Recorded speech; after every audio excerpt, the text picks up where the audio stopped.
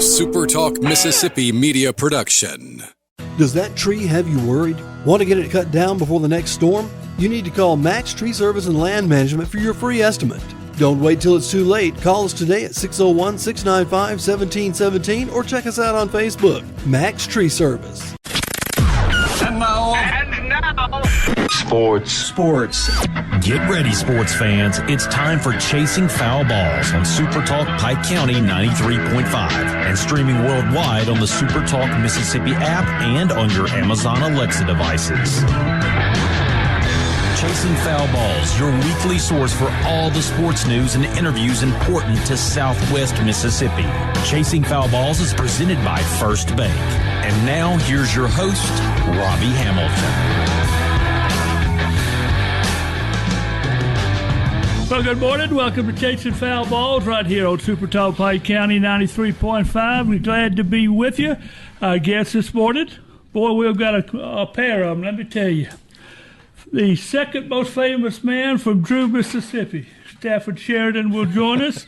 And the ESPN Plus voice for Mississippi State baseball, Bart Gregory, will also be with us this morning. Glad you could come along on this cold Friday morning. I think it's not as cold as it has been. No, sir. But it is or still going to be. It's still kind of chilly out there this morning. Joining me, two old farts to my right, off summons last week from his own house, Mr. Neil Randall. How are you, sir? I'm just proud to be here with y'all and proud to be your chauffeur and bodyguard. How did you get summoned to your own house? That's a question we could start with. Well, she needed to come up and check on some folks, and plus we had Marge Smith's funeral. Did you hear that? What did he say? She. Yeah, okay, that's enough. That's all we need to know right there.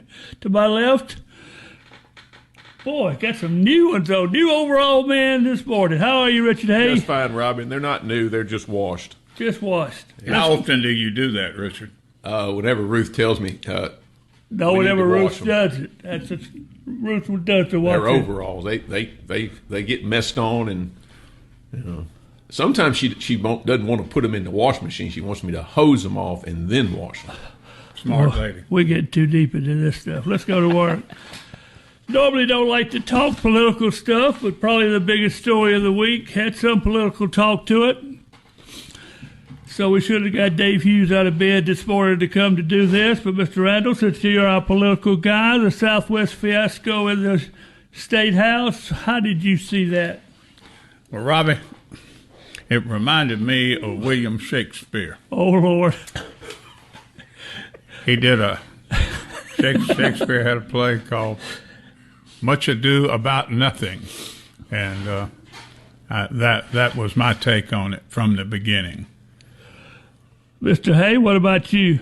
Robbie, I can't give answers like that well, but I could think of several words. I guess the word right now that comes to mind is grandstanding. Throw something out there, make it sound good. It's not going to affect me where I'm at because it's way off over there. And then I can stand up to my people and say, I tried, look what I've done. And I just...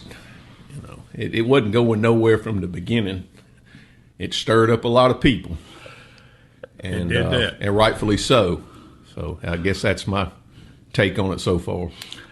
Well, I have a different take, guys. I see a guy in Trey Lamar that if we watch in the next 3 or 4 years will probably run for state office. Mm-hmm. And when you run for state office, what do you have to have? Name identification. Name identification across the state. Yep. So what does this guy do? He picks the sweethearts of the community college system, knowing that he don't care whether this happens or never happens, knowing it's never going to happen. But you're talking about it. And he brings it up, and every TV station covered it, every newspaper covered it, every podcast covered it, and they all said the same thing.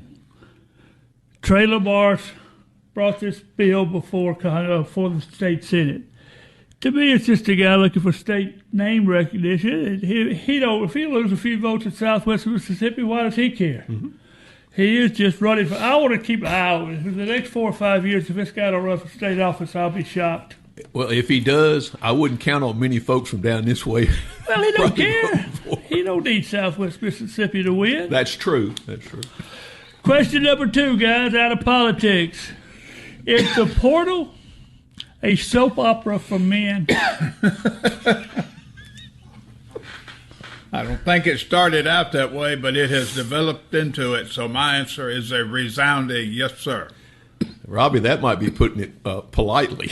Calling it a soap opera. It's turning into. I don't even know a word. You have to watch it every day. You have to keep up with it. You have to know the players.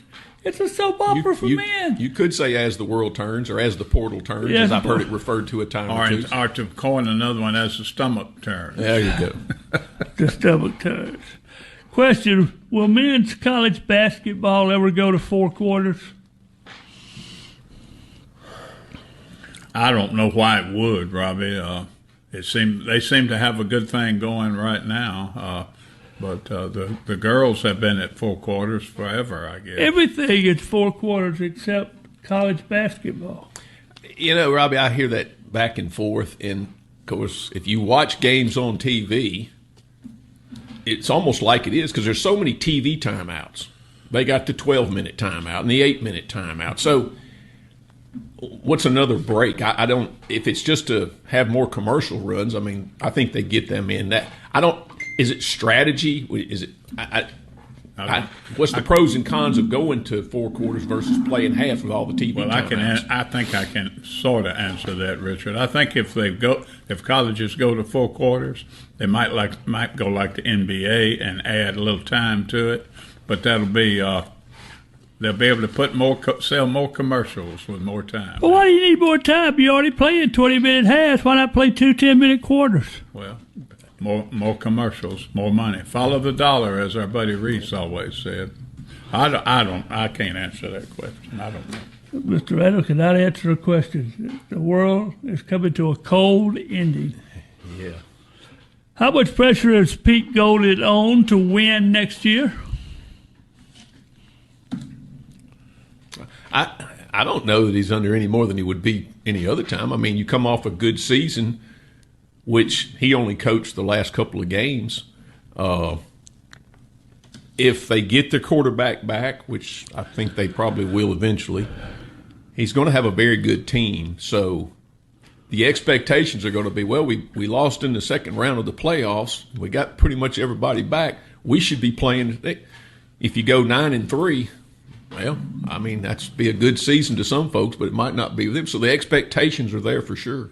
Well, I think that's the problem is the expectations. There was a time when 9-3 would be well received at Ole Miss. Would be applauded. It would be applauded, but I think now the bar has been raised. But I think, 8-4, 9-3 is a good season. But, we know, as Nunnery used to say, we know what walks and what talks. And now it's all about, just like did you make the playoffs? Yeah. Did you make the playoffs? Well, we know pretty much where you're going to have record-wise to get to that. You can't stump your toe. And you go once you've gotten there and you go 2 years without getting there, all of a sudden, let's see if we can get somebody else. And we see that all the time. Does Ole Miss have to have a better record than LSU? Oh, that would be great. No, it wouldn't be great. Does Ole Miss have to have a better record this coming year than LSU?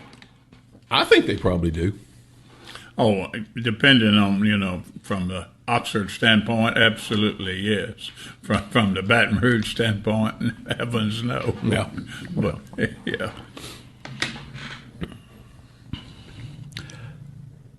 Which were you more surprised at, Richard? Bill Belichick not making the Hall of Fame or Shurden Sanders making the Pro Bowl? Bill Belichick not making the Hall of Fame. Mr. Randall? I was surprised that Belichick didn't make it, but Shurden Sanders to the Pro Bowl. Of course, the Pro Bowl is not the Pro Bowl that we want. He only got picked because nobody else wanted to go. Well, yeah, it's just kind of a flag football thing, But I would agree with Richard. Belichick not making it. Why didn't Belichick make the Hall of Fame, Richard? Honestly, Robbie, I just don't know how a group of people that are voting, okay, yeah, You can talk about Spygate. You can talk about all these other things that went on. The man won 7 Super Bowls. I just, we've all had. There's always been something through the years, and why coaches do that. He won 7 Super Bowls. Did he win 7 Super Bowls, or did Tom Brady win 7 Super Bowls? Well, he was the coach of the team, so he's going to get some credit for it. Yeah, he How much? Well, a lot, because he put them in the places to be in the place to be successful.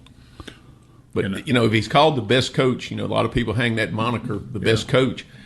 Well, what does it say to the Hall of Fame if your best coach that everybody kind of says is on the first ballot doesn't get in the Hall of Fame? But well, too, he in a few interviews that I saw with him over the years, he was not a real warm and fuzzy kind of guy. And a lot of people think that might have had something to do with it. Could have, yeah. Whose career would you rather have, Eli Manning or Drew Brees? Mr. Randall? Well, Eli won 2 Super Bowls, which was kind of surprising to me, but he is doing really well in the commercial business and PR business. Drew Brees, he's just getting cranked up. He's only been retired, 4 years? 5, because he's eligible for the Hall of Fame. Hall of Fame, yeah. That's a hard pick, Robbie. But come on, you can do it. I'd have to say Drew Brees at this point, but it's close. I'd flip a coin, Robbie. I would hope it. We're not allowed to flip a coin. Whose career you want, Eli Manning or Drew Brees? I was going to say I would hope it would land on Drew Brees. Okay. My Ole Miss friends out there say, well, you only picked him because he's an Ole Miss guy. I said, well, maybe that might be true, but been a Saints fan for you're trying to tell me your Mississippi State bias is coming into effect on a question like that? I wouldn't say that. He does have his maroon on the day. Yeah, he does. As you do. Supporting Maroon Friday. I didn't mean to. He got his blue underneath it, though. I see that. He's an equal opportunity offender this morning. Mine's just a cheap Land's End shirt trying to keep me warm. Final question this morning before we get to our guest.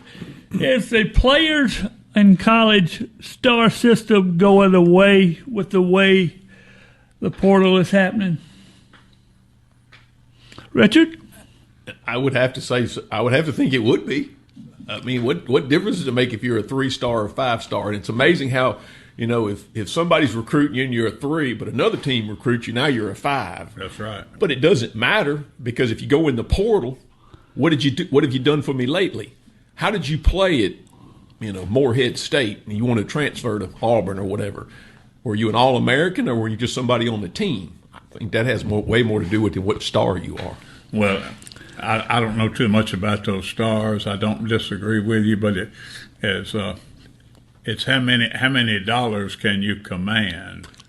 That's all. That's all it is. That's all it's about. So you can be a 1-star, but if you can command the money. Well, you remember what? Well, if you look at Indiana, what they had 2 or 3 supposedly 5-star players on their whole roster, and they win the national championship. I don't think they had a 5-star. And he recruited them initially, most of them, to James Madison. So they didn't have a whole lot of stars. Yeah. It's a strange world we're living in. We'll come back. Stafford Shurden will be with us, and we'll talk a little bit of food, one of our favorite subjects. Yeah, we'll do that right after this. Chasing Foul Balls right here on SuperTalk Pike County, brought to you by First Bank.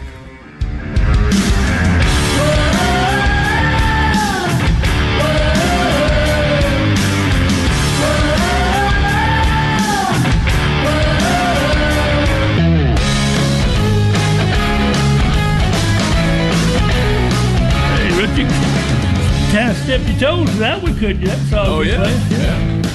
Join us on the phone, the second most famous man in Drew, Mississippi, Mr. Stafford Shurden, author of the book, of course, Meat and Three, A Southern Gentleman's Philosophy on Connection in Life, and also the founder of the Gas Station Tailgate Review, one of his more favorite things that he likes to do. Shurden, how are you, sir? Man, I'm doing better than I deserve under the circumstances. How is it in Drew? Did y'all get away from the cold, the ice, or did y'all get part of it? We're in pretty rough shape up here. Can you get around? Yeah, you can get around. It's we have no power at my house, but we have power at the restaurant. I noticed you was opening the restaurant and inviting everybody to come on down and stay warm. That's what we've been doing because there's still quite a few, about a third of residents in Drew, Mississippi don't have power, and I think that's pretty much, Clarksdale, Batesville's been hit hard, Oxford's been hit hard, Pontotoc, all those little towns you forget about, like Drew especially, Let's get to talking first of all about the book, Meeting 3. How did that come about? I always wanted to write a book, and I don't know that I thought I was going to write one about growing up in Drew, but a wise person told me, write about what you know.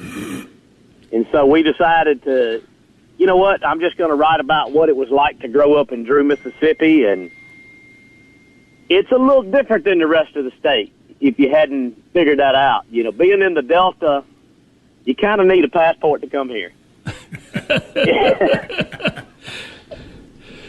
I didn't know that growing up, but I figured it out later in life, You followed your dad as being justice court judge up in that area. Did that have a big part of the book? That was kind of a smaller, it's a chapter or two maybe. I did 14 years as justice court judge, ran for office 4 times.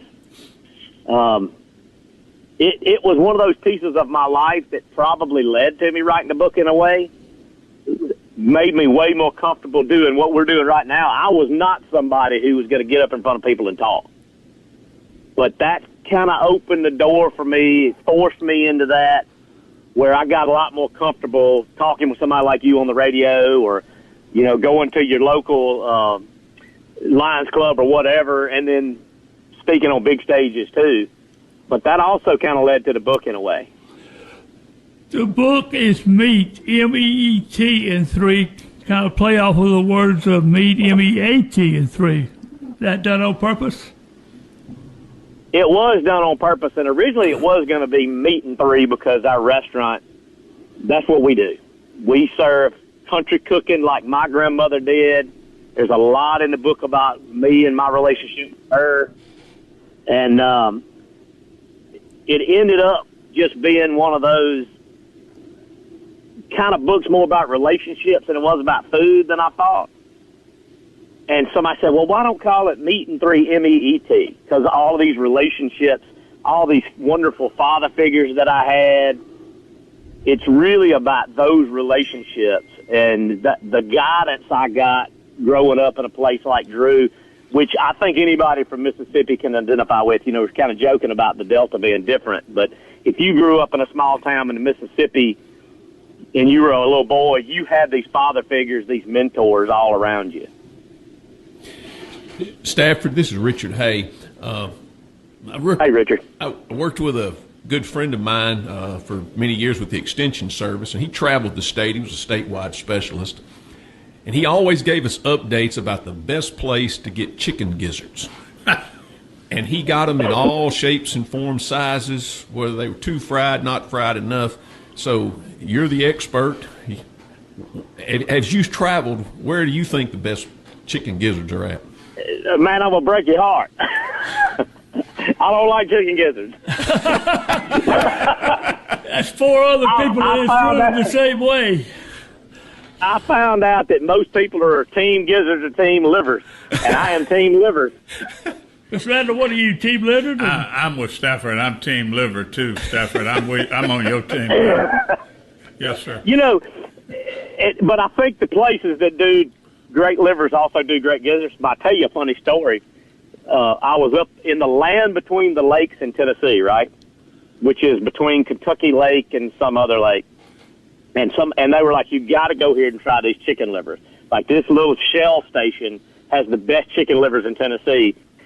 And I walked in, and a woman in front of me said, "I need 5 pounds of chicken liver." And he said, "Ma'am, we don't have 5 pounds of chicken liver." She said, "I'll take all you got."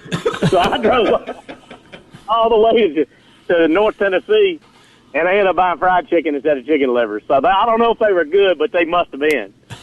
How did you come up with the Staffordisms that everybody wants to talk about now, including the one that you probably are famous for? Is the secret to life is there is no secret. You know, I don't know. A lot of them are my dad. In the book, I call them Bubba-isms. Because my dad had all these great ones. He had a lot that we can't say on the air, if you know what I mean. They were colorful. I'll give you one, and I'll clean it up. When I bought my restaurant in downtown Drew, I was in my 20s, probably 29 years old. And this dilapidated building, my dad walked in and looked at it, and he said, "Son, you can't take chicken litter and make chicken salad out of it." But he didn't take chicken litter. No, I don't imagine so. Where do you get all your hats from? One of the things that I noticed when I was looking at your Facebook post, and we'll get to that next, about the gas station tailgate review. Where do you get all your hats from, man? You got some good hats. Amy Reams in Natchez. She makes those hats, and she makes them for the public. She does a bunch for the Highway Patrol and some other folks, too. But Amy Reams, and she's right there in Natchez, Mississippi. How did you get started with the gas station tailgate review, which is probably what you're more known for as far as the face on Facebook, doing these reviews of gas station food? How did you get started in that? You know, when I was judge, I wasn't comfortable doing stuff like that on Facebook. And when I retired, I didn't run for office in 2019. I'm showing my age talking about the 1900s, right? That's but it. When I decided not to run, we talked about what could we do in the restaurant for marketing that didn't cost a lot of money. And so this idea came up of me reviewing food. And it wasn't going to be gas station food. It was just going to be the type of food that we sell. And so many of those places were gas stations. And I thought, you know what, that's a cool niche. Let me just do that. And it kind of took off early 2020, so right before COVID was real. We knew about it, but we didn't think much of it. And then, of course, y'all know the history. March comes along and everything hits the fan. Stafford, this is Neil Randall. I'm amazed by the gas station cuisine that you write about, and apparently you travel a lot and see a lot of places. But I have heard that you came down into the edge of Franklin County to a place called Granny's Corner. Do you recall reviewing that? So that's one of my favorite spots. There's one of the reasons I wrote the book was because I did want people to know that was more to me than gas station food. But I also realized that I had to put something in the book about my favorite spots. So there's an appendix in the back of like the 11 places you have to eat before you die. And Granny's Corner's on that list. I love that little spot. Those are the places that I grew up with. The little block buildings on the corner, pump gas, sold deli meat. You know, we all know those places. So many of them are gone. So for me, going in Granny's Corner is like walking into a time machine back to my childhood. And I worry that when those ladies don't want to do it anymore, is that place going to stay open or not? Stafford, this is Richard Hay once again. We cover a good portion of southwest Mississippi. Talk about a few other places in southwest Mississippi that you've visited and what they serve and how good it was. You know, I know y'all have been to Liberty, to the Moose store. Yep, many times. They got a pretty big burger there, the Yak Burger. That's pretty good. I love in Centerville, Benny Vine and them. Man, yes. What a great place. And that's some of the best barbecue in Mississippi, and just the wide selection of what they do. You know, they'll process your deer, and they'll make great sausage out of it. And then you can buy great sausage out of beef and imported deer and stuff like that they can sell. But the barbecue's good, too. That's three of my favorites down in your area. Went to the Coke plant recently. That's not far. It's up in Brookhaven. Yep. Right. We're speaking with Stafford Shurden, of course, gas station tailgate review author and also author of the book that everybody needs to get and read, Meet 3, A Southern Gentleman's Philosophy on Connection in Life. Stafford, in your hometown of Drew there, you have what is called a Success Supper Club. What's that about? Well, going back to all those great mentors I had growing up, and I'm in my 50s now, and all those guys are gone. And I'm sure other little towns are facing this, but we have a real lack of mentorship and leadership in these small towns. And so even now, I'm looking for mentorship and somebody to talk to when I have a business problem. And I was going to places like Nashville and getting in some of these great rooms, and I'm like, why can't we have that at home? And I thought about the Billy Cox line, if it is to be, it's up to me. And I'm like, I've got this space that's not open at night. I do have people that could come in and share their knowledge. So we just started this Success Supper Club. They're free. We really want young men and women that want to be entrepreneurs to come in and explore and find out what these older guys have to offer or more experienced guys have to offer. Because if you don't grow rural entrepreneurs, you're not going to grow rural entrepreneurship in Mississippi. And so that's really what that's about, is just growing rural entrepreneurship. What's your favorite, biscuits or pies? Biscuits or pie? Yes, sir. Man, are you going to make me choose? Yes. That's what I'd say, Sheridan. I'm not a big sweet eater, but I prefer, I'll say this, I prefer pie over cake. But I love biscuits. Do you go to these gas stations looking for biscuits to see who have the best? I don't actually eat breakfast a lot, so I do go to some interesting places. There's one I can't talk about because it's got a dirty word in the name of the store. But I was in Nags Head, North Carolina. I saw that. So, there's an old story behind that. Apparently, back in the day, they used to sell those dirty magazines. And so the old men said, you get two things there, biscuits and that, and it just kind of stuck, and then they have great biscuits. They still sell the magazines? I did not see any, but the comment section, the peanut gallery says they for sure sell that. Let me ask you one question here before we get toward the end of this conversation. How did the Lawnmower Mardi Gras Parade in Drew come about? Years ago, my friend Tom Davis, who's passed away now, said, we need to have a Mardi Gras parade. He had lived on the coast for a while, lived around New Orleans, and I said, I just don't know if we're big enough in Drew for a Mardi Gras parade. He said, we do it with lawnmowers and golf carts. And after he passed away, I just said, you know what, let's do this. That was Tom's idea, let's do it. And we're fixing to have our 5th year of this. The first year, we're far enough up north Mississippi, people were kind of standoffish about it. But now they're into it, and people have a good time, and we've done it in the rain. It's supposed to be in 2 weeks from Sunday. If everybody can get power back, and the party must go on. Are you riding the lead lawnmower, or? So I don't know if you guys follow Chris Lynn in Vicksburg. No, sir. Do y'all know about Chris? No, sir. Tell me. So he kind of got Facebook famous for his wife told him, I better not see your boat hooked up to the truck going down fishing before my yard work is done. So he hooked it to the lawnmower.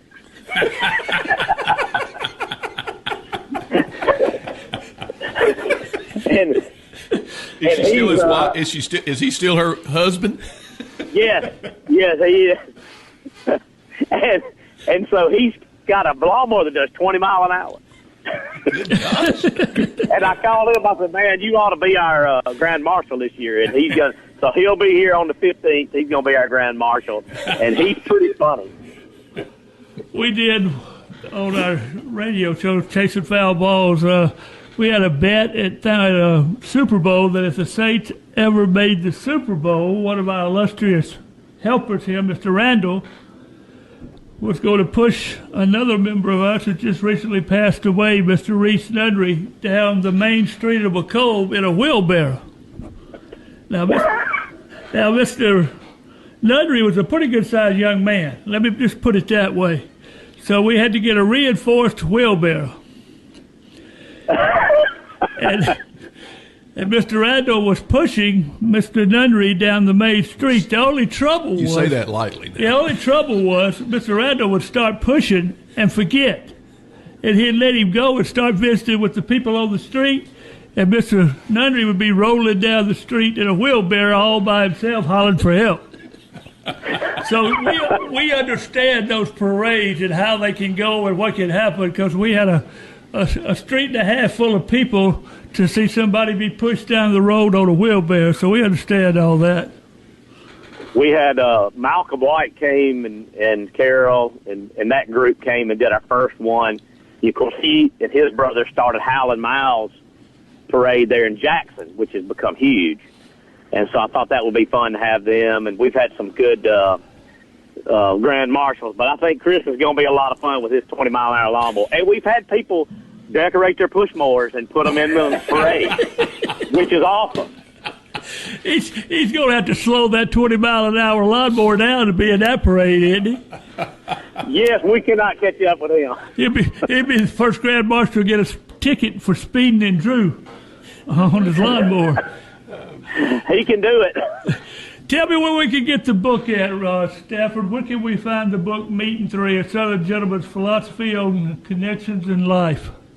You can walk in any of your local bookstores. They can order it for you if they don't already have it. You can also get it on Amazon, Barnes & Noble, and all the regular places. Well, what about your gas station tailgate review of food? How do we find those? Whatever social media you prefer, just type my name, Stafford Shurden, in the search bar, and I come right up with his YouTube. It's a little bit different on YouTube because they're longer and they're a little better produced on YouTube. I prefer that. But, yeah, we're on everywhere. Well, we'll appreciate you taking your time on this Friday morning to be with us, and we sure enjoyed talking with you. I enjoyed it. Thank you. Stafford Shurden, the second most famous person in Drew, Mississippi. We enjoyed talking with you. We'll talk to you later. Absolutely. Thank you, guys. Thank you. Boy, guys, that's a Mississippi tradition right there, isn't it? That is right up our alley. He has got it going. I got to write my date down. I got to go. I hadn't been to Drew in a long time. I need to go to the Drew parade, Mardi Gras parade. That'd be a good road trip. That would be one to go eat at his place. Yep. And we might even take Mr. Bullock with us. We'll take Mr. Bullock if he wants to go. I don't know. Let me look and see. No, I don't know. We'll have to do some convincing to get Mr. Bullock to go with us. Speaking of the darlings, we got one coming up next. Bart Gregory joins us right here on Chasing Foul Balls.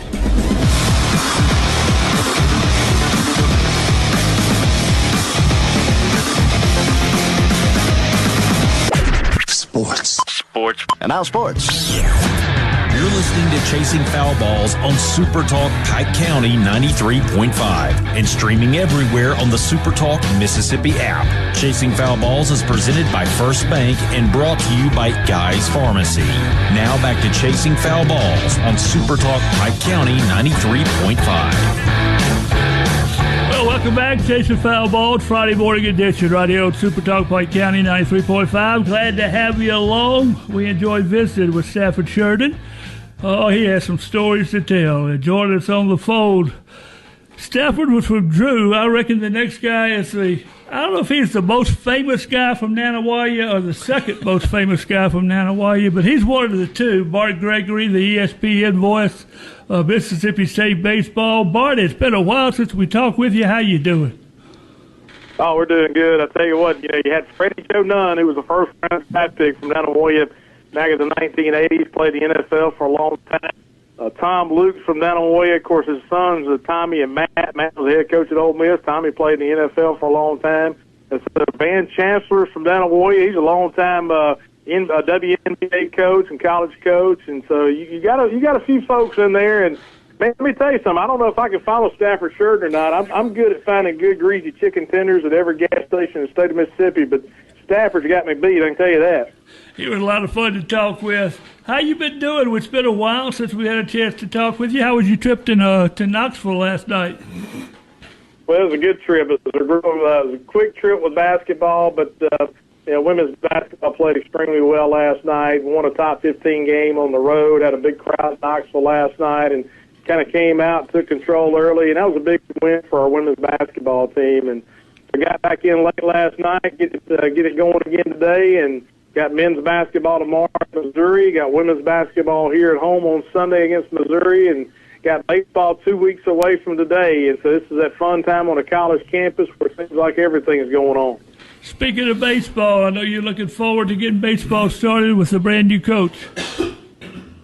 Yeah, it's a lot of excitement right now, and you don't want to temper excitement because there's a lot of people that are anticipating it on a high level, and which you should be. We got a really good cast of players coming back from last year, a lot of newcomers, of course, with a new coach, Brian O'Connor, and they've recruited at an extremely high level. But, like we talk to people all the time, and like I said, not to put a wet blanket or temper the expectations, this is the best league in the country. LSU is going to be really good this year. Tennessee is going to be really good. Auburn's a top 10 team. They'll be really good. Arkansas is going to be really good. And, if the best team in the country won the College World Series every year, Arkansas would have won 5 or 6 national championships by now. And so we got a good cast. We got some really good pitching, I think. I think we got a pretty good lineup, a very deep team. But at the end of the day, you got to go out and execute and play, and it's hard to believe it's here. Bart, this is Richard Hay, and ever since we, signed or got Coach O'Connor on board at Mississippi State, as I've read the news and kept up with it, my question has been, he's so excited to come here. He talks about the conference. He talks about, but does he really understand the excitement level that's going to happen as he goes forward into the season? And how do you temper that with the team to keep them? Because we got a lot of newcomers that have never probably played in front of 14,000, 15,000 people on a college campus.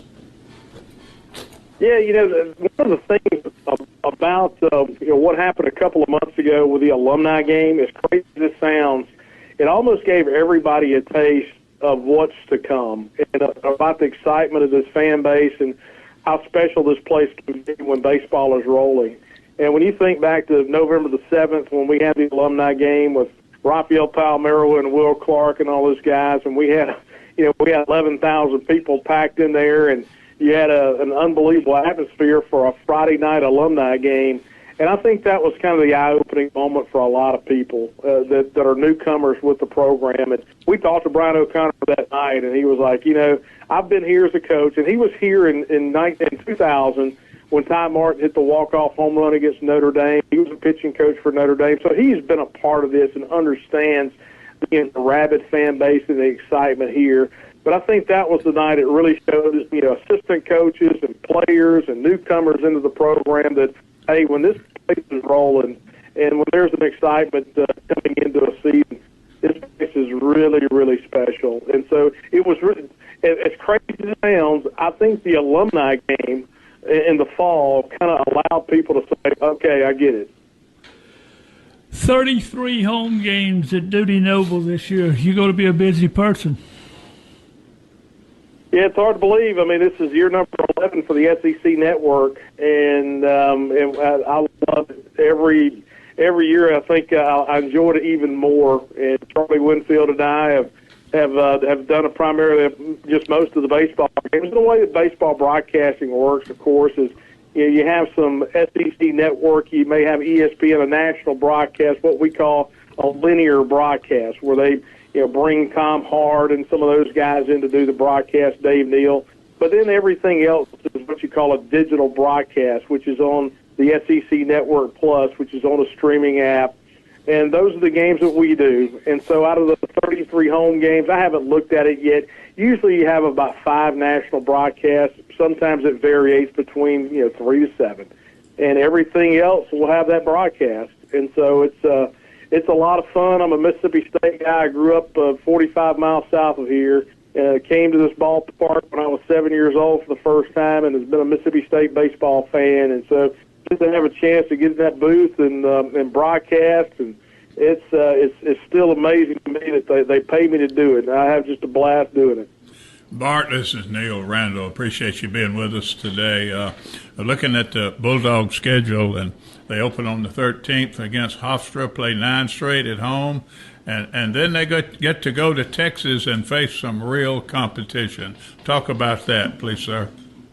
Well, that's the thing about those multi-team events that you have early in the season is, with the opening weekend, the thing about Hofstra, the thing about Delaware, and it's the same way every year when you play teams from the north, is they're getting that opportunity to play outside for the first or second time. We played Manhattan last year, and I think they had been outside once or twice, and that was it before they came here, so they enjoy that. It kind of allows you to, as you said, as we talked about a minute ago, kind of get your feet wet a little bit. One of the things that Brian O'Connor is going to have is he's going to have decisions to make about who he plays in different positions. And so by the time that you get to that third weekend and playing UCLA and Arizona State and that big weekend out in Arlington, you're playing at Globe Life, maybe you've got your rotation set at that time. Maybe you kind of got a feel of exactly who you can use on the back end, the bullpen, and kind of figure out what your lineup is going to look like. Who's going to be your second baseman and who's going to be your first baseman, and you just kind of what kind of matchups you're going to have during the game. I remember Sue Gunner, who was a longtime coach at LSU in women's basketball from Walnut Grove, Mississippi. She went to East Central Junior College, and she was a longtime coach at LSU, outstanding coach down there. And I saw her one night down there at 7 active players for a game, and they 6 scholarship players and 1 walk-on, so she only had 7. And I said, Coach Gunner, I said, this may be one of the toughest coaching jobs. She said, hell, Bart, this may be the easiest coaching job I've ever had. I don't have a decision to make. And it's completely opposite for Brian O'Connor. There's a lot of decisions that got to be made. Bart, this is Richard Hay. Additions. I know we got some 2 or 3 transfer starting pitchers that really look, promising, I guess you would say. We got some speed in the outfield. We've got Ace Reese sitting in the middle of the lineup. But if I had one question for you to help me answer right now, and he might not be there yet, we might not know who he is, but who's the Landon Sims is or going to be for the season? Because you say what you want to, but you give me that lockdown guy from the 7th to the 9th inning like Landon Sims was in 2021, we'll win a lot of ball games.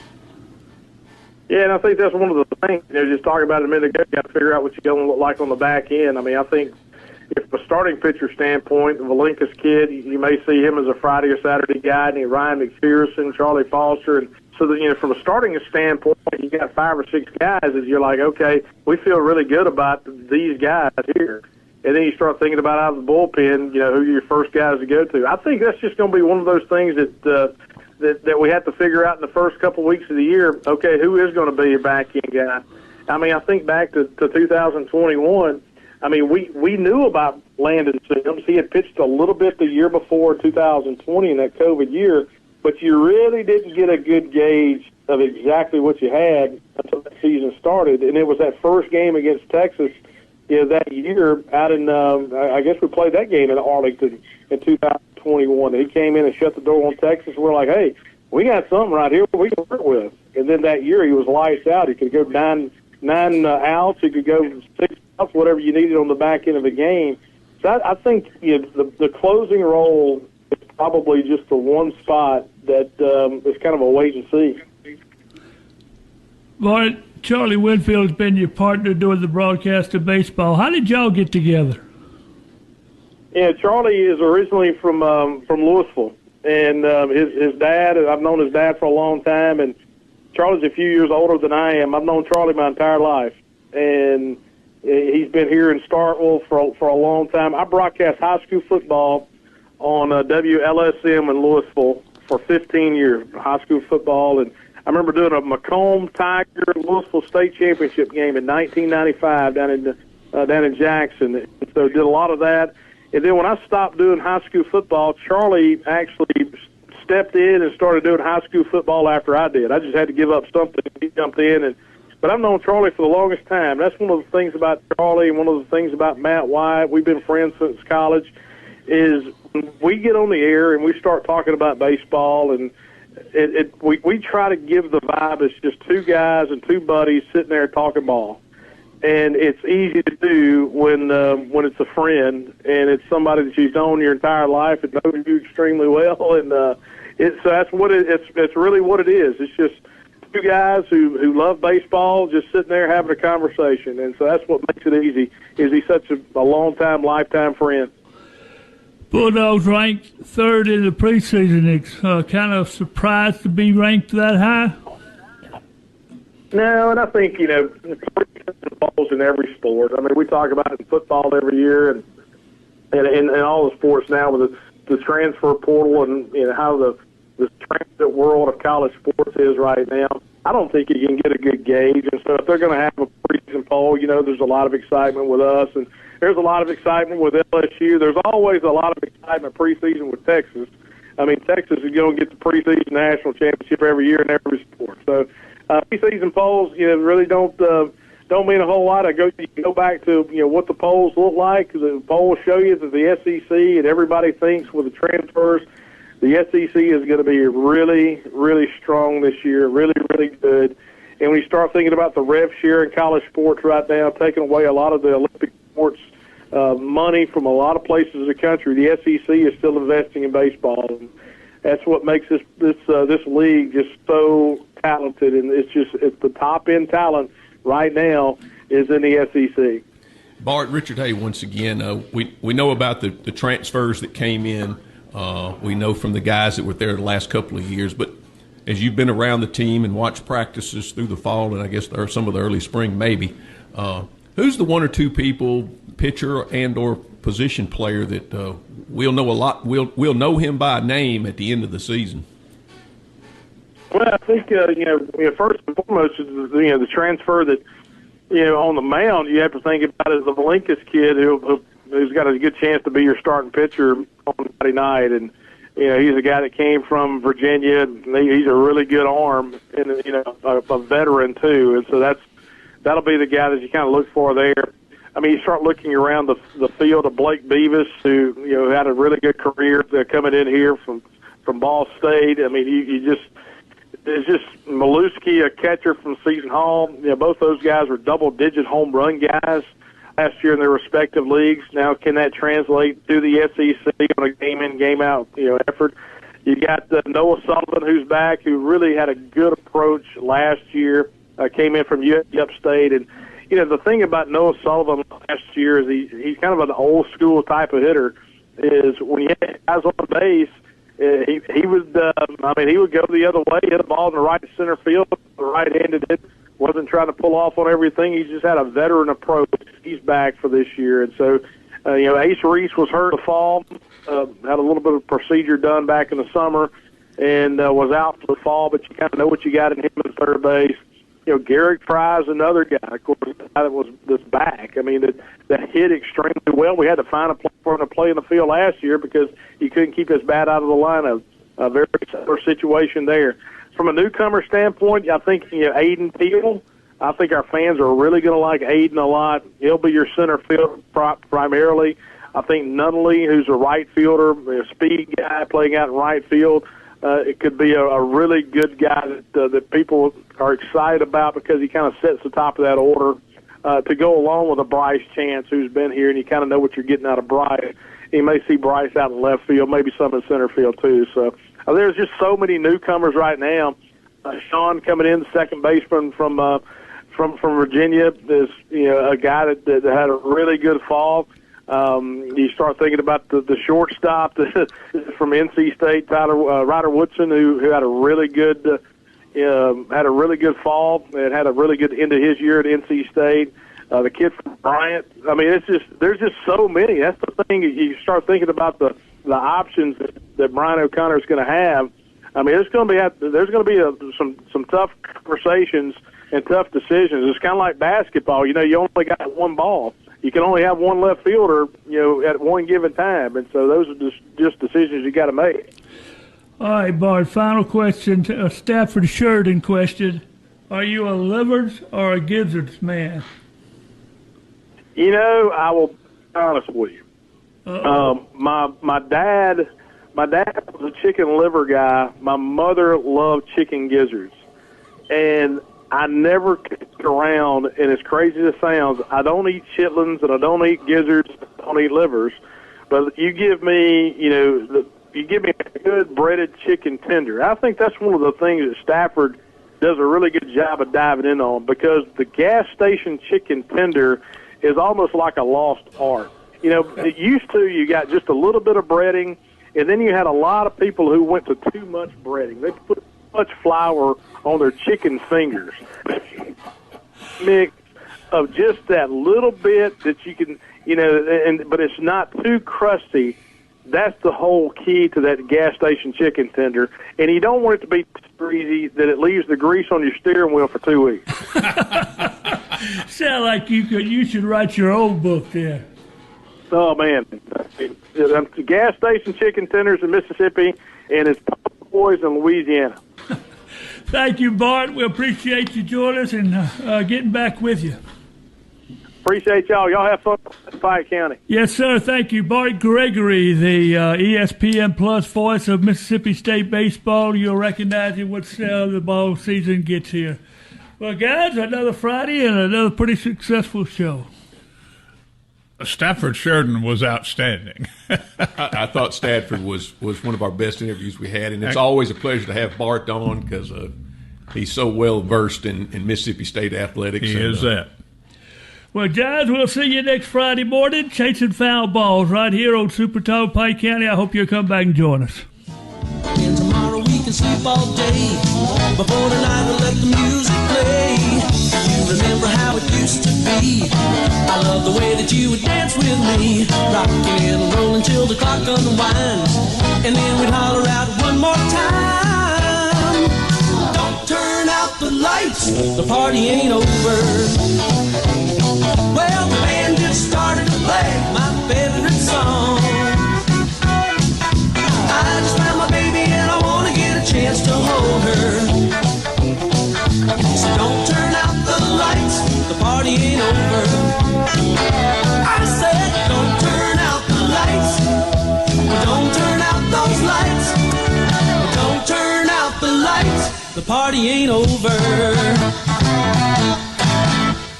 A SuperTalk Mississippi media production.